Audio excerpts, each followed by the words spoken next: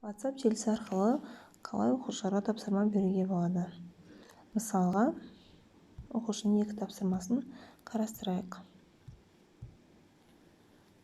Мына тапсырмада төртінші батырманы басып, өзімізге ыңғайлы етіп, суретті ары-бері қозғалтуымызға болады, және қажетсіз жерлерін қиып тастаймыз. Бұл жерде оқушы қаламды таңдап,